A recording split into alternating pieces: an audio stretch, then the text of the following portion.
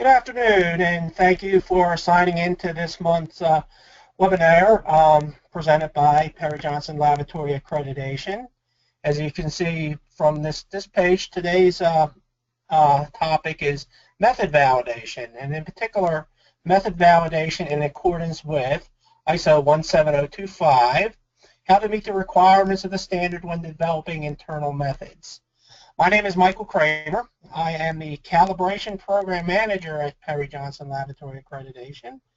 I'm being assisted by our President and Operations Manager, Tracy Sorensen, who is at our headquarters in Troy, Michigan, where at the end of the presentation we'll help with fielding questions. So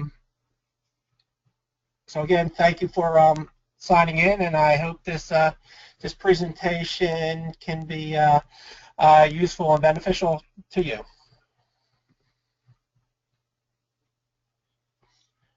I want to start by just looking at a couple definitions, and quite often you hear verification and validation used interchangeably.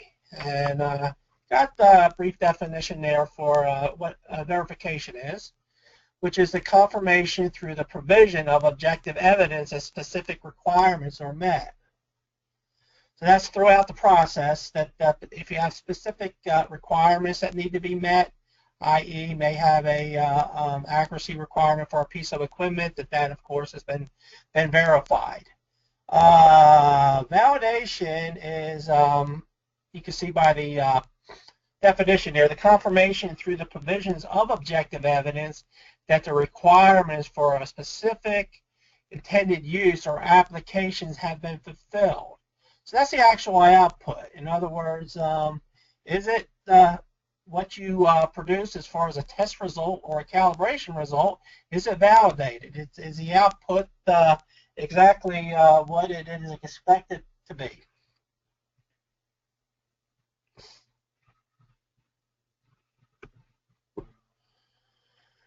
We're talking about test method and calibration methods, and used quite frequently in the standards. In practice, methods used by laboratories fall into one of three categories. First one I'm going to talk a little bit about is standard methods, and these are typically well-known procedures accepted throughout the industry. And these are published as standard specifications, for example, ISO standards, ASTM standards, and any national standards are published in the scientific literature, where laboratories claim these as part of their scope. They must be followed precisely without variation from the public specification. The laboratory will not have to carry out a full validation, but will have to do data to show that it can actually achieve the performance which the standard specifications claim for the method, or fail in that a level of performance appropriate for the purpose for which the measurement is being made. So basically, if you're following a procedure, it's established, say an ASTM procedure, and you're following it to the T, you do not have to validate it, just basically you need to show that you can produce the expected results from following this procedure. Second type of method is a documented in-house method, which are the laboratory's own methods. So these particular methods are subject to a high level of validation. The laboratory will need to produce the validation data and present it in a manner with the data to show that the method is technically sound, suitable for the purposes claims, and accepted to the clients.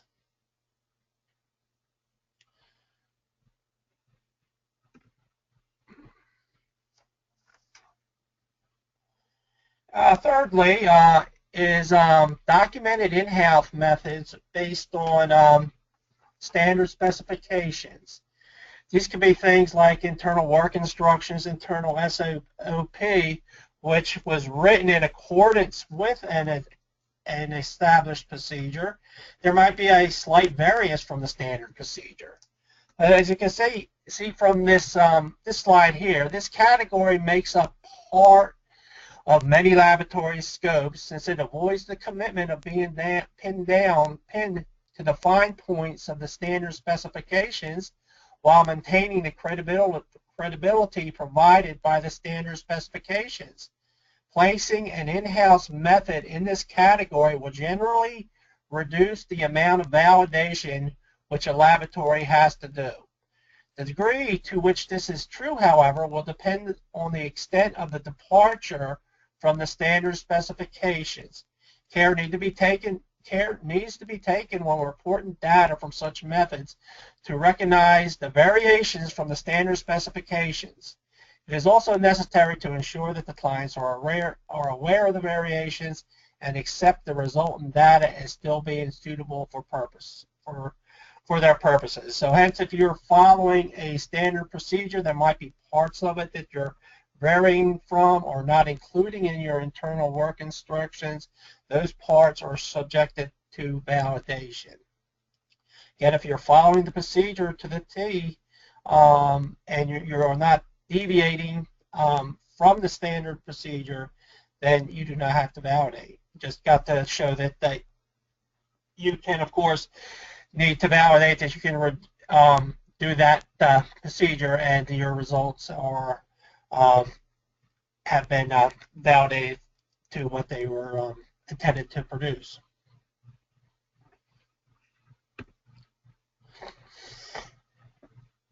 We're going to look into the standard itself, ISO IEC 17025, and we're going to look at the specific requirements and where they're located. Validation first makes its appearance at 5.4.4, and this comes right out of the standard. When it is necessary to use methods not covered by standard methods, these shall be subject to agreement with the customer and shall include a clear specification of the customer's requirements and the purpose of the test and or calibration. The method developed shall have been validated appropriate before use.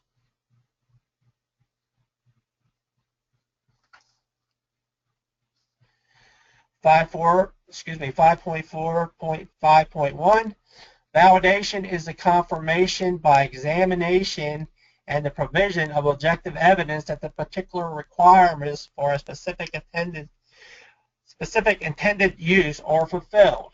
Defining what needs to be accomplished, basically. Has it been, in fact, accomplished?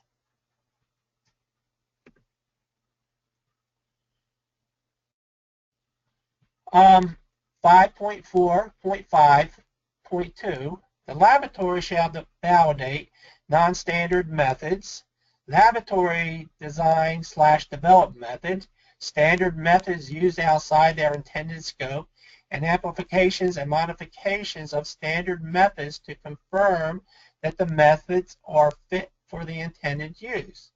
The validation shall be extensive as is necessary to meet the needs of the given application or field of application. The laboratory shall record the results obtained, the procedure used for the validation, and a statement as to whether the method is fit for the intended use.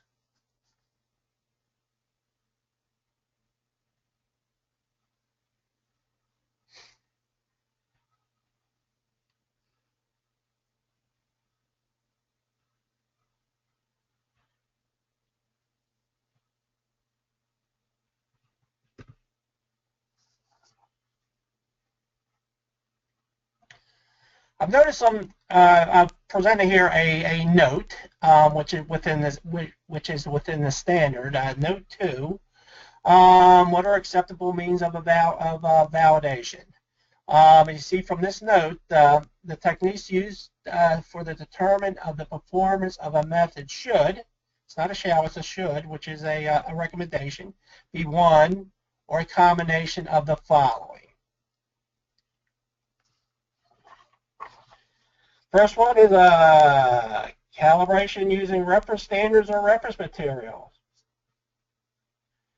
So basically, if you have a certified reference material or a standard where you have a traceable results. Basically, if those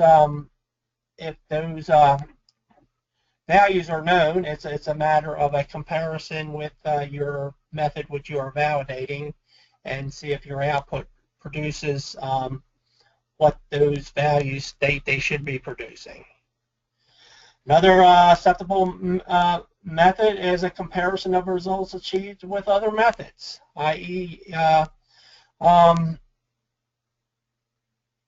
Checking it using a procedure and then comparing it to the validated procedure, or actually using the standard procedure and perhaps then running it through the procedure which is being validated. Bullet point number 3 here is interlaboratory comparisons or proficiency testing. Basically, passing a third-party proficiency test is an excellent means of determining whether or not the validated method is in fact suitable for use. Symptomatic assessments of factors influence the results. One thing that comes to mind here right off is environmental factors, temperature, humidity, those sorts of things that they actually have a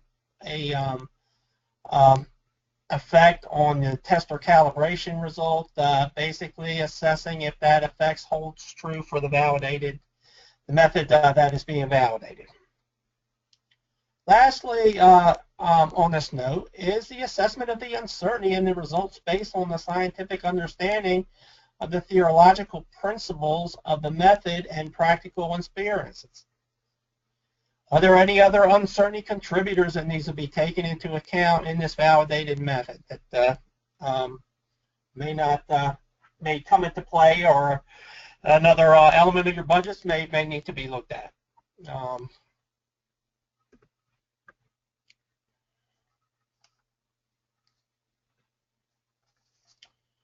And then lastly, 5.4.5.3. The range and accuracy of the values obtainable from validated method, samples, uncertainty of the results, detection limits, selectivity of the method's linearity, limits of repeatability and or reproducibility, robustness against external influence, or cross sensitivity against interference from the matrix of the sample/test objects as assessed for their intended use shall be relevant to the customer's needs.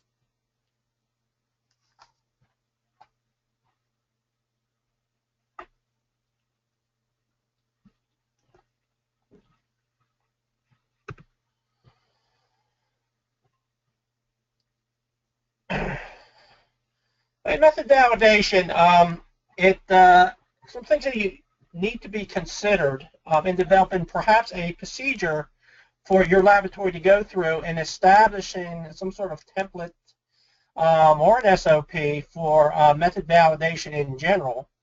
And I'm going to look at some of these things that need to be considered. And I base this off of NIST Office of Weights and Measures, where there is an actual sample method validation procedure. And the first thing that should be established is the purpose. What is the purpose of having a method validation procedure? And here an example of one is to ensure that all laboratory methods selected, modified, or developed for testing calibration are appropriate for the intended use, properly documented, validated, accepted by laboratory management, and agreed upon by the client. Customers of the laboratory expect the given service to provide acceptable measurement results when they request a test or calibration. The laboratory must evaluate each method to ensure that it has qualified and competent staff, suitable facilities, equipment, and standards with acceptable metrological traceability to perform the test or calibration. I.e., we have a purpose. So looking at a procedure for method validation, one thing that should be considered is responsibility. Development of method is a planned activity and assigned to qualified staff with appropriate resources. For larger projects, plans should be updated as progress is made and effectively communicated to all personnel. Ensure the reports for test or calibration is compliant with standard requirements and customers' need. Should assign personnel to review, document procedures, data, and analysis, and make a recommendation based on this assessments and analysis of test and measurement data. Example of this could be the technical manager. And then lastly, assign the responsibility for final acceptance of the new test or calibration method. Maybe the same person depending on the size of your laboratory. Example of this could be laboratory supervisor or manager would put their final stamp of approval that the validated method is in fact validated and has been determined to be fit for use.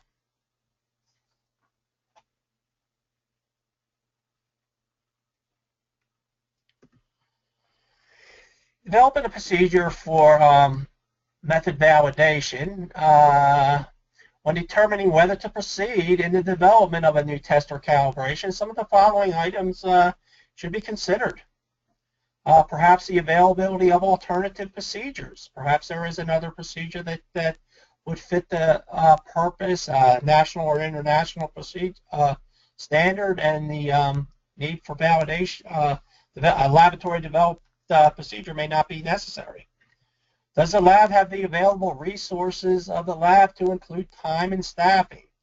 May be a in-depth project, may take away your time resources and also your staffing resources. Likely future demand for this service. Is this going to be a one-time event for a specific customer need, or is this going to be an event that may benefit the lab down the road, and this validated procedure may be utilized frequently?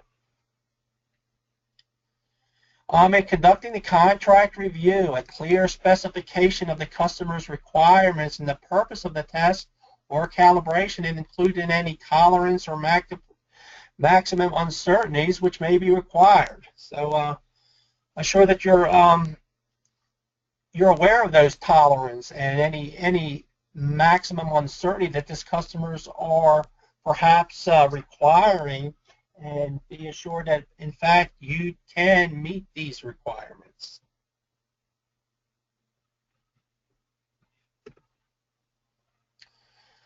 In developing a procedure for method validation, the new method must be developed prior to performing the test and or calibration, and it should contain the following information. Should have an appropriate identification, i.e. a title. It should specify the scope or range of the test. Should specify the description of the type of items to be tested or calibrated. Also included should be parameters or quantities and ranges to be determined. It also identified should be any apparatus and equipment, including technical performance requirements. Any reference standard or reference material requirements should be identified. Environmental conditions should be brought to light, and any stabilization period that may be needed should also be addressed in this procedure. A description of the procedure, including any special items such as affixing identification marks, handling, transporting, storage, and preparation of items. Check to be made prior to work, equipment checks, recording of observation, and any safety measures to be observed should be included in a method validation procedure if they are in fact needed.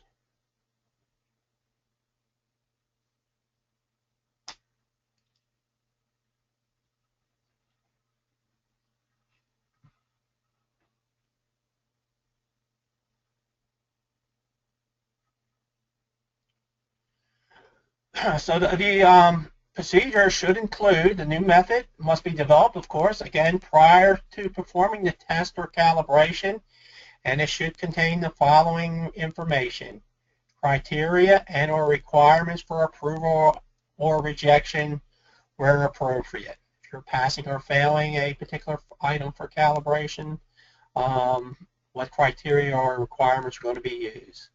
How is the data to be recorded and methods for the analyzing and presentation of the data. And then lastly the uncertainty of the procedure for estimating uncertainty. The uncertainty of the procedure for estimating uncertainty should be included when you're developing a new method.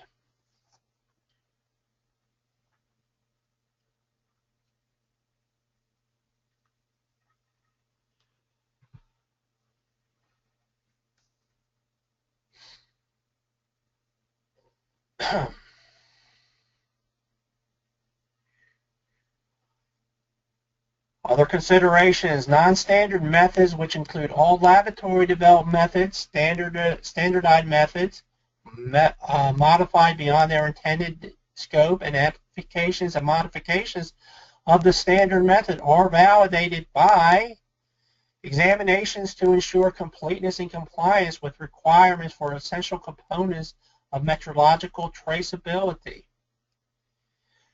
Analyzing of objective evidence to ensure the requirements for an intended purpose are fulfilled prior to use.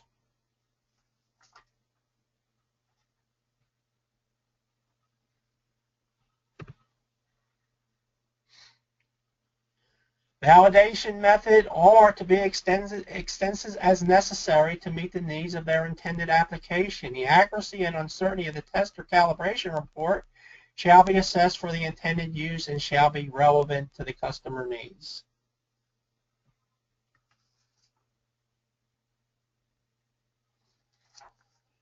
And lastly, validation procedure and results are recorded with a statement concerning the appropriateness of the new method as it pertains to the intended use.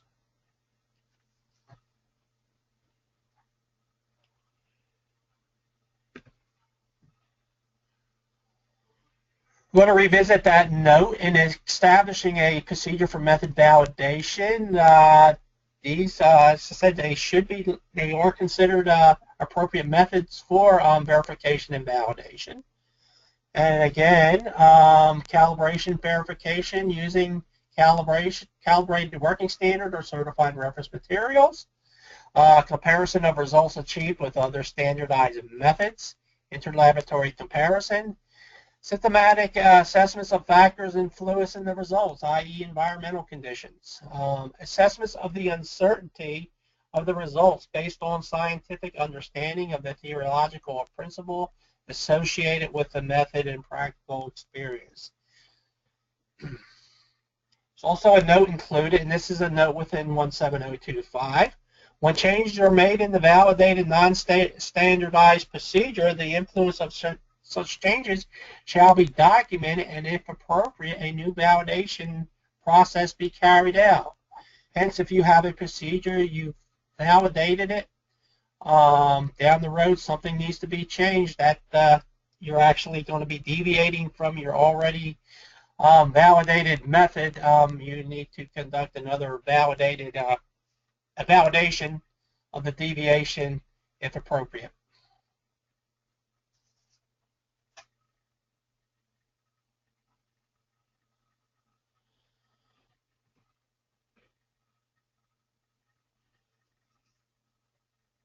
We're going to look at some types of assessments with data and statistical analysis, and these may include inspection and technical assessments of the essential element of metrological traceability to ensure the presence and adequacy.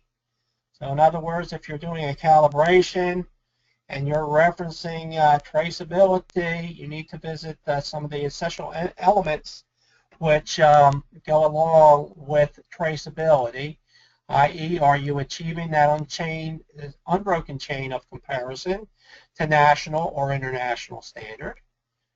The documented procedure needs to be reviewed to ensure completeness. Documented measurement uncertainty. Have to demonstrate technical competence. Are you referencing traceability to the international system of units? Is it suitable and up-to-date calibration intervals for standard used in the procedure? And do you have, in fact, adequate measurement assurance approach and supporting data?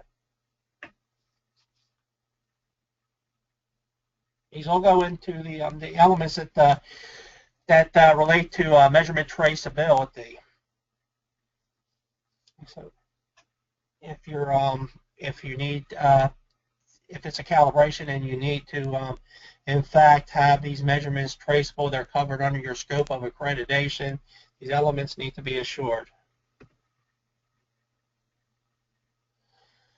Other type of assessments with data and statistical analyzing may include accuracy or limits to biases, which use data obtained from internal testing or inter-laboratory comparisons. Some statistical techniques include t-test, normalized error or E sub n evaluation, absolute or relative biases versus required tolerance limits, precision standard deviation and normalized precision P and F test. In other words, if you have a particular tolerance that you're basing a pass-fail decision on, is your uncertainty actually small enough to state, and you have the correct precision to state that in fact it is, you have the capability to state that something is passing based on a p-test or the f-test.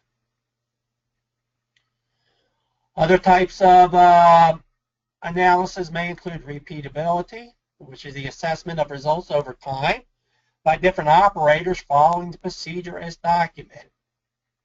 And lastly, the reproducibility, assessment of that data following the new procedure.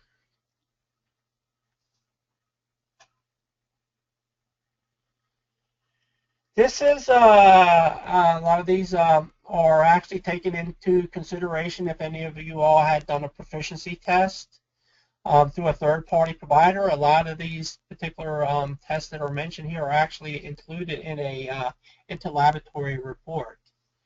We talked about traceability, components that need to be looked at as far as claiming traceability with a validated method, and this is pretty important, especially if you're doing calibration and providing those traceable results onto a customer who need their test or calibration to also be traceable. I'm going to move on a little bit to another type of testing. This is chemical. I'm going to briefly go through some of these. I do have a colleague that may assist in some questions in regards to some of the testing and FDA requirements that are out there. So basically with chemical analytical methods, the 6 categories may include the confirmation of identity as a method that ensures a material is what it purports to be and confirms the detection of the target analyte. Another category is qualifying an analyte at low concentration. Thirdly, determining if an analyte is present above or below a specified low concentration, often called a limit test. The specified concentration is close to the LOQ, or limit of quantification.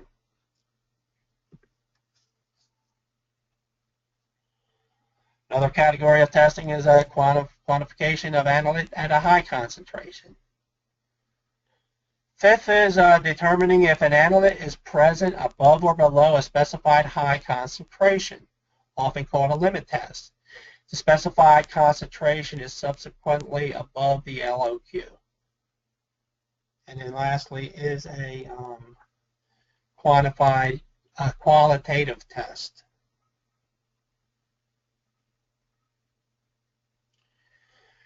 So in this particular scenario with chemical testing, we looked at the categories of chemical testing. And my colleague provided me a table here Or if you notice at the top, you have those 6 categories of testing. And then down the side is performance characteristics. And basically the determination of whether or not these need to be verified during the validation process. You can see category number 2, we have yeses all the way through there. So therefore, every one of those performance characteristics, accuracy, precision, specificity, LOD, ruggedness, and linearity/range characteristics would need to be verified, which would lead to the final validation of that test which you're attempting to validate.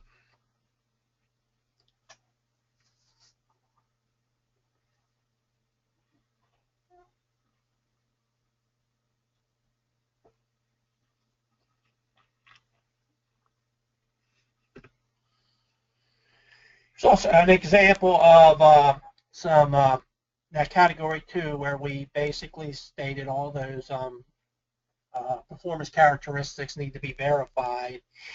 And here's an example of some of those performance characteristics and the verification activity and the reason for verification is identified. I'll leave that up there for a little while, have you all review that.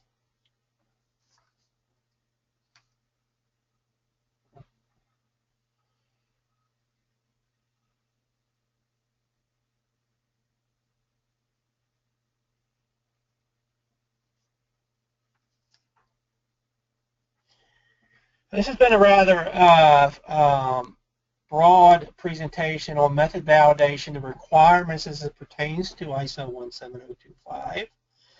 This actually reaches the end of the presentation. I am going to, at this point, allow, there's some instructions here on submitting questions. Give a period of 5 minutes where you can submit any questions to the webinar email at the bottom of this particular slide. We will attempt to answer as many as possible. If there are questions specifically pertaining to food inspection, FDA requirements with validation, they're going to be forwarded on to a colleague of mine at the PJLA to get back to whoever submit that question. So bear in mind, if they're not answered during this presentation, they will be forwarded to an expert in those areas and perhaps shed some light onto any questions you may have. So at this point in the presentation, I'm going to stop speaking. I'm going to allow 5 minutes. I will start checking my email and see what type of questions I can answer or forward on that you might have.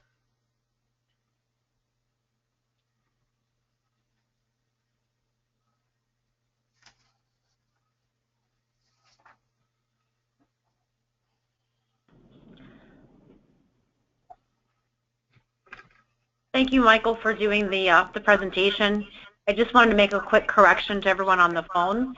Actually, the questions we're going to answer questions before we end this webinar today.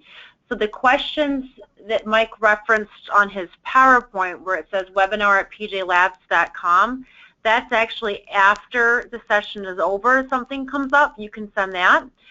For right now, you can click on the questions tab.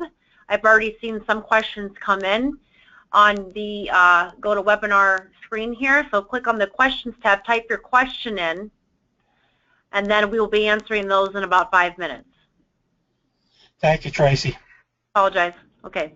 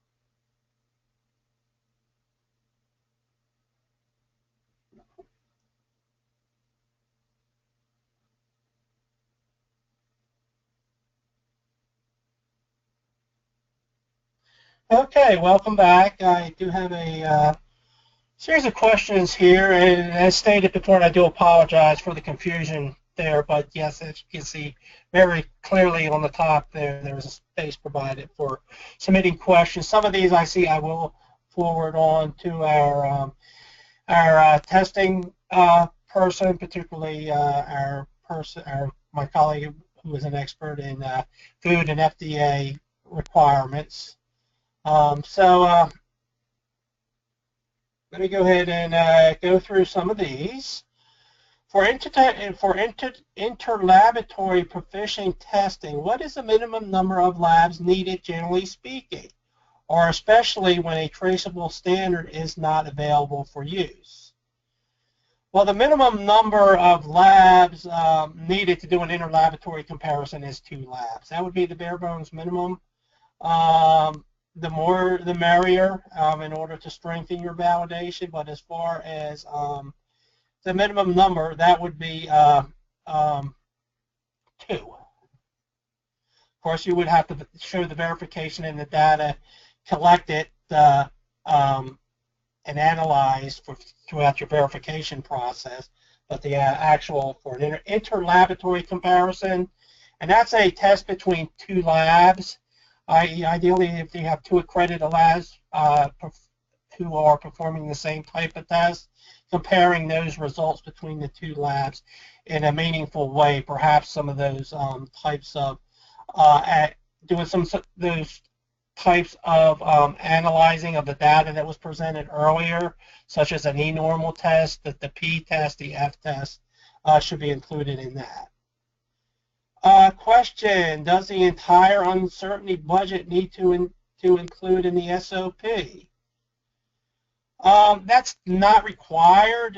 You should, basically whatever works best for you, you're required as far as calibration to have a procedure and to be able to apply the procedure. So if your procedure can be crosswalked over to that SOP, then you can utilize that without actually going to your method that you're validating. If there's other factors that come into play in determining uncertainty, I would say they should be established in the validated procedure. Can we get a copy of this presentation? One thing I failed to mention at the beginning was that this is actually being recorded, and on PJLA's website we have a link for past webinars. So this has been recorded, and the presentation will be available on our website under our resource tab, I believe. There is one for past webinars. What does LOG mean? I apologize. If that was on the slide, I did not catch it. That should be LOQ, not LOG.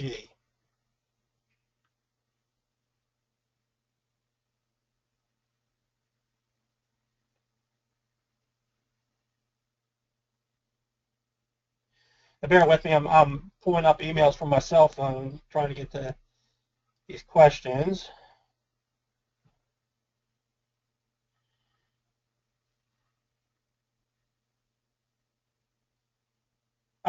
Question, does the yes, no on the table means that you don't really have to validate? That table is basically referencing things that need to be verified. So if it specifies yes, that does come into play. If it specifies no, then that is not part of the verification process. If it says yes, no, I'm assuming there's probably circumstances where it may or may not apply.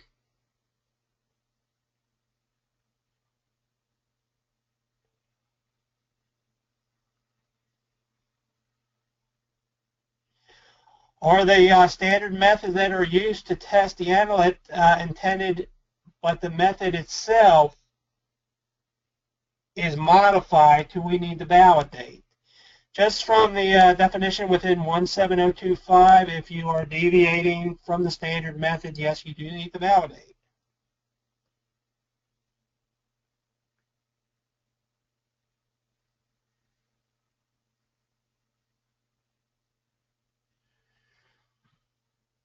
It is often difficult to determine whether or not we need to validate after changes and to what extent. Are there any hard and fast rules on when a new validation is requirement? Based on 17025, if you are deviating from a specified method, or if you already validated a method and then you need to deviate again, that deviation, validation needs to be performed.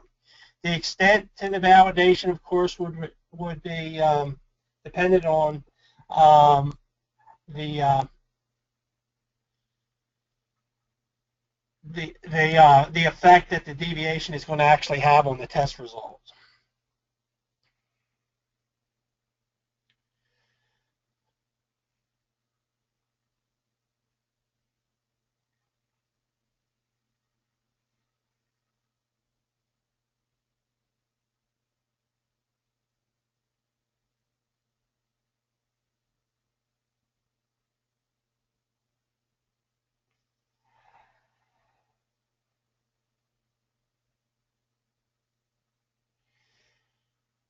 Can you elaborate requirements for showing that a lab can achieve levels of performance of a standard method?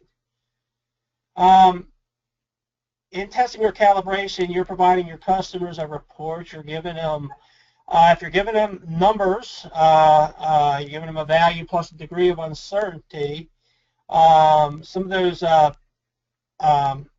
types of analysis that was mentioned is one way to determine that. Basically, if you're providing a value plus a degree of uncertainty, then after you verify the elements and you're going to validate the results, does your result and your degree of uncertainty correspond or is in agreement with either the however you obtain the standard method result, either ran it in your own lab or else perhaps you did a proficiency test or an interlaboratory requirement.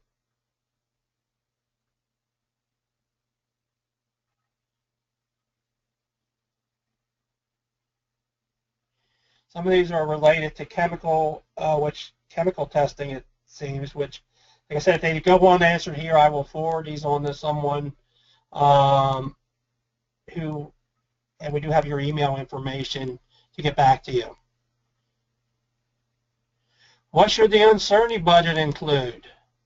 That it's totally depending on the calibration. With calibration, you have to, with PJLA, present a budget. A budget is the elements or the contributors that contribute to the total uncertainty of the laboratory. In testing, it's different. Uncertainty could actually be, if you're using a recognized procedure, a lot of times the method of determining uncertainty is actually within the procedure. But an uncertainty budget is the elements that go into quantify. Basically, you identify, quantify, and combine the elements of uncertainty. I can give you 3 core elements that are pretty much included in every calibration that's undertaken. I call them the big 3. The big 3 is the uncertainty of the standard, i.e. that comes off the calibration report. If you have a standard that you're comparing an unknown, that would be one component.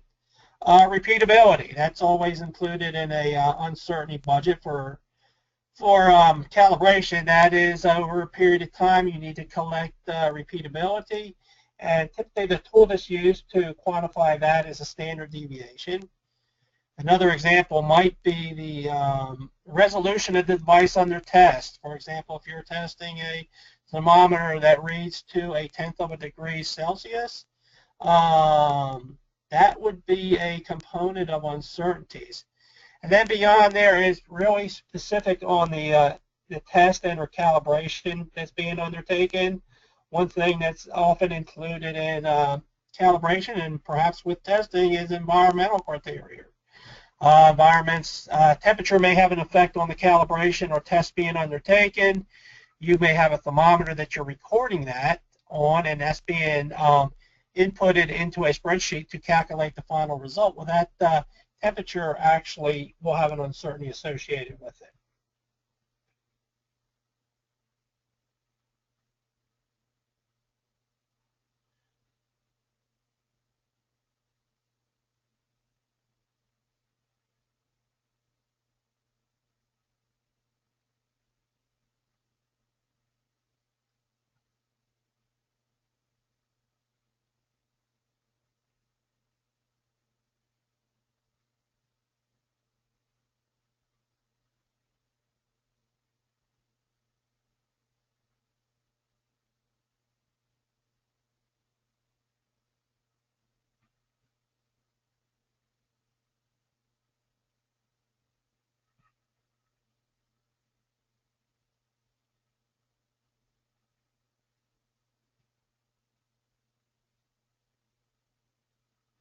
So these are particularly related to like assay calibrations, which I'm going to defer.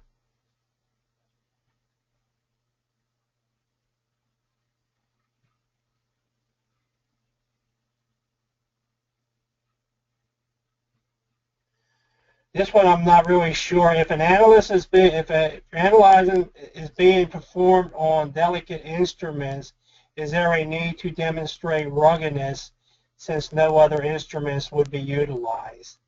I would say based on that, it is a delicate instrument. If it's not something that's going to be jostled, then no is my response to that one.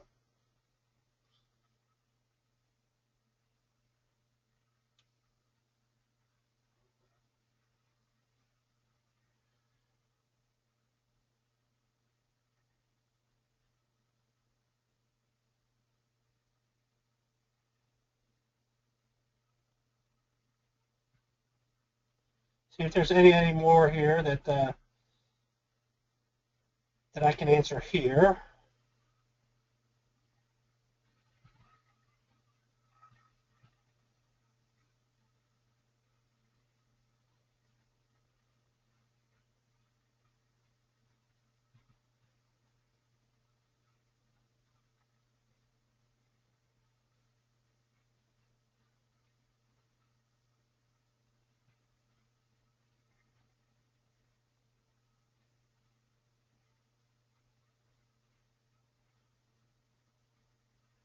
Another one here, does ruggedness needs to be an uncertainty parameter? If it's not a factor that's actually contributed to uncertainty, that might be something you could actually determine through repeatability if this instrument is being used to perform the test and or calibration.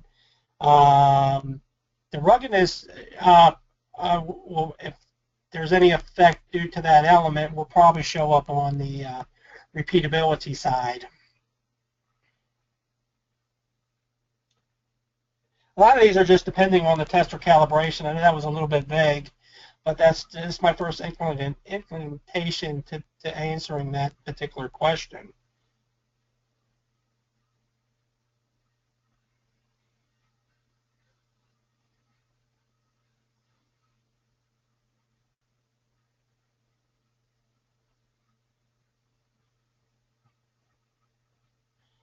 And that's about all I have right here. I see a good 5 or 6 I'm going to forward on to my colleague.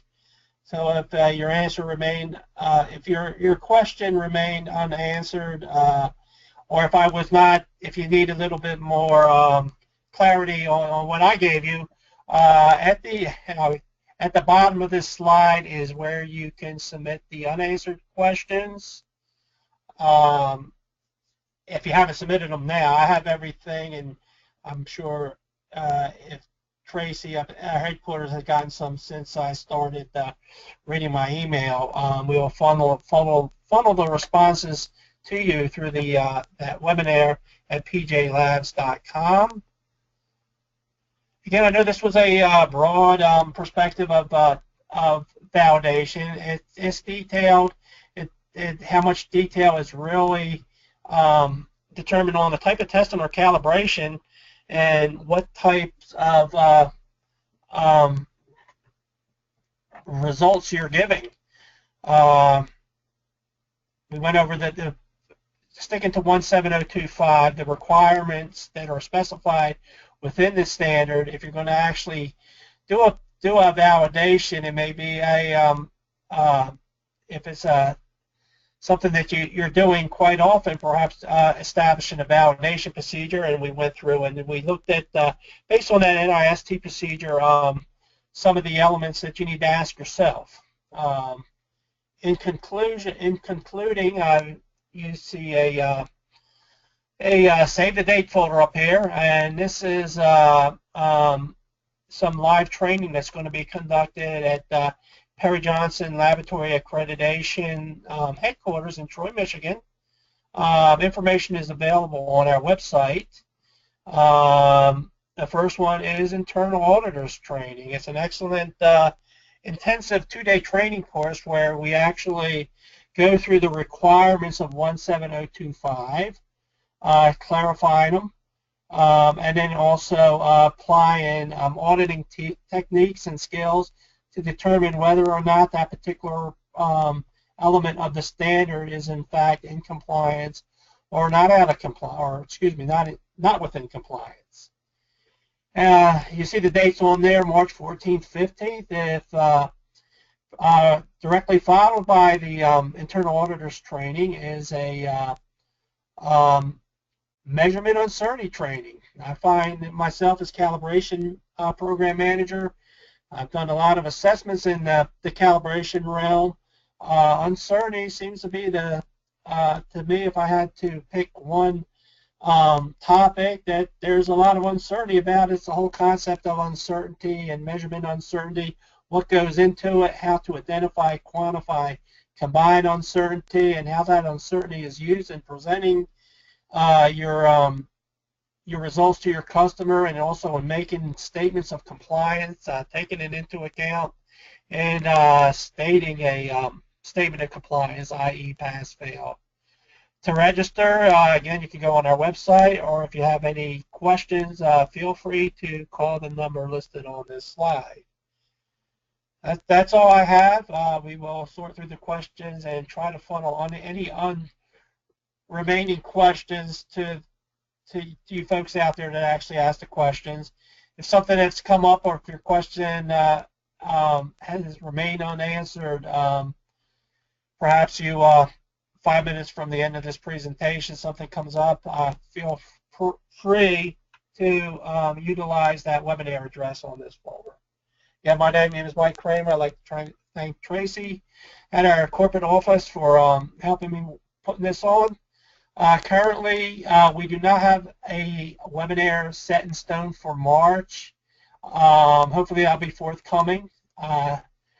Check our website. Those of you who are on our mailing list would be getting a notification of the next webinar-based training offered by PJLA will be made available. Again, thank you, and enjoy the rest of your day.